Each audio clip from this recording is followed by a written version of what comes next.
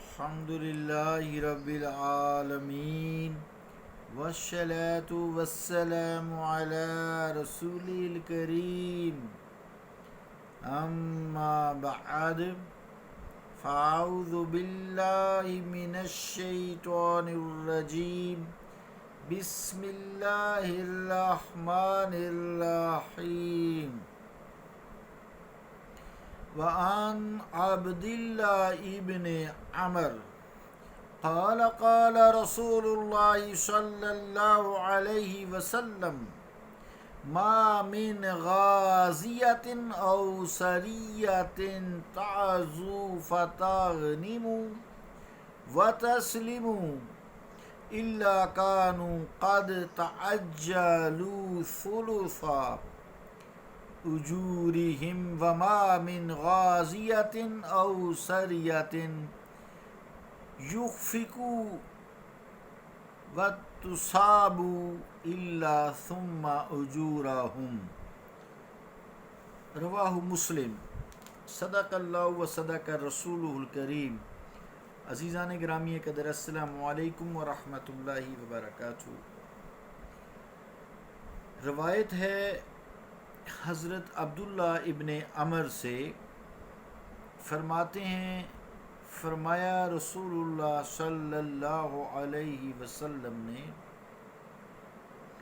نہیں ہے غازیوں کا کوئی چھوٹا بڑا لشکر جو جہاد کرے تو غنیمت پا لے اور سلامت رہے، مگر وہ اپنے ثواب کے 2/3 حصے فوراً حاصل کر لیتے ہیں، اور نہیں ہے کوئی غازیوں کی چھوٹی بڑی فوج جو ناکام رہے اور تکلیف دیا جائے مگر ان کے ثواب پورے ہو جاتے ہیں۔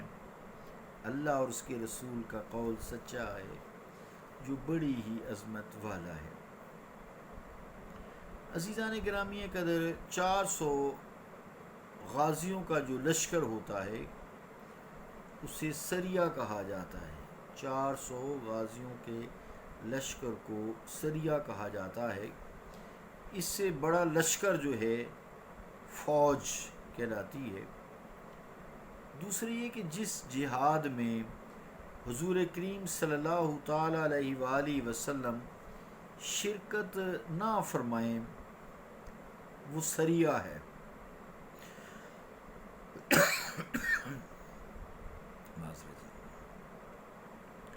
اور جس لشکر میں حضور کریم علیہ الصلوۃ والسلام بنفس نفیس شرکت فرمائیں وہ غزوہ ہوتا ہے۔ حدیث پاک کی طرف توجہ کریں کہ آپ صلی اللہ علیہ وآلہ وسلم نے فرمایا کہ یعنی آئندہ جو یہ ہر حکم ہے یہ سب چھوٹے بڑے لشکر کے لیے ہے، خواہ اس کی نفری کتنی ہی کیوں نہ ہو۔ جہاد میں اللہ تعالیٰ کی طرف سے 3 نعمتیں ملتی ہیں، 3، ایک سلامتی، دوسری غنیمت اور تیسری ثواب اور اجر۔ جو 2 پہلی نعمتیں ہیں غازیوں کے لیے وہ سلامتی اور مال غنیمت ہے، یہ دنیا میں عطا ہو جاتی ہیں، اور جو آخری نعمت ہے تیسری جسے ثواب اور اجر کہا جاتا ہے وہ روز قیامت ملے گی، آخرت میں ملے گی۔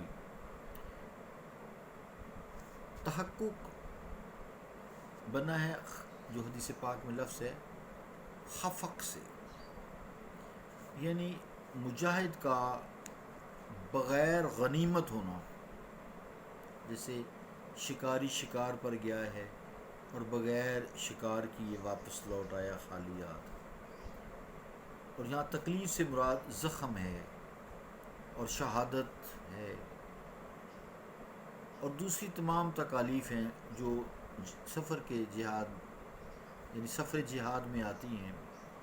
یہ عمومی جو سفر کی الگ الگ جو تکالیفیں برداشت کرنی پڑتی ہیں، یہ سب اجر ہیں، ثواب ہیں۔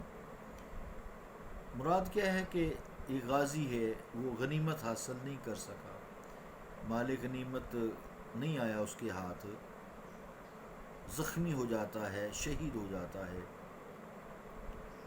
تو ظاہری بات ہے اب وہ شہید زندہ ہے لیکن ظاہری تو زندگی نہیں ہے نا.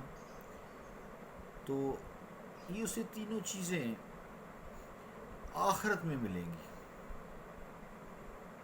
ان تینوں چیزوں کا ثواب جو ہے وہ ایک تو شہید ہے ہی زندہ، زندگی بھی مل گئی، حیات جاویداں مل گئی، پھر اجر و ثواب، پھر نعمت جنت کی، یہ سب تینوں چیزیں اس کو آخرت میں ملیں گی. خیال رہے کہ غنیمت اور سلامتی کو اجر فرمانا اس لیے ہے کہ غزوہ میں یہ بھی اللہ تعالیٰ کا عطیہ ہوتا ہے، اللہ تعالیٰ کی طرف سے گفٹ ہوتا ہے، ہدیہ ہوتا ہے، عطا ہوتی ہے، اجر ہوتا ہے. ورنہ غازی کا جہاد سلامتی اور غنیمت کے لیے نہیں ہوتا. جو غازی کا جہاد ہے وہ سلامتی اور غنیمت کے لیے نہیں ہوتا، بلکہ وہ تو صرف اللہ تعالیٰ کے لیے ہوا کرتا ہے، اعلاء کلمہ کے لیے ہوا کرتا ہے، توحید کا نام سر بلند کرنے کے لیے ہوتا ہے، جان کا نذرانہ پیش کیا جاتا ہے. تو اللہ تعالیٰ ہم پہ رحم فرمائے، کرم فرمائے، مسلمانوں کے دلوں میں جذبہ جہاد کو معظم رکھے. دیکھا یہی گیا کہ جو اب ماند پڑ گیا ہے یا ماند پڑ رہا ہے، اس کے باوجود بحمد اللہ تعالی پاکستان دنیا کا واحد ملک ہے، ایک تو جو طاقتور ترین ہے، اور جہاں کہیں بھی ضرورت پڑتی ہے چاہے خانہ کعبہ ہی کیوں نہ ہو، جب کوئی مرتد اس پہ قبضے کی کوشش کرتے ہیں تو الحمد للہ تعالیٰ پاکستان کے مجاہد وہاں جا کر اپنی خدمات پیش کرتے ہیں. پھر بھی ہم اللہ تعالیٰ کا شکر ادا کرتے ہیں. اللہ تعالیٰ نے اپنے حبیب کے صدقے پاکستان کو ایسی نعمتوں سے نوازا ہوا ہے. اللہم صلی علی محمد وعلی محمد بارک وسلم. صلی اللہ تعالیٰ علی رسول خیر خلقہ محمد وعلی آلہ وصحبہ اجمعین برحمتک یا رحمن.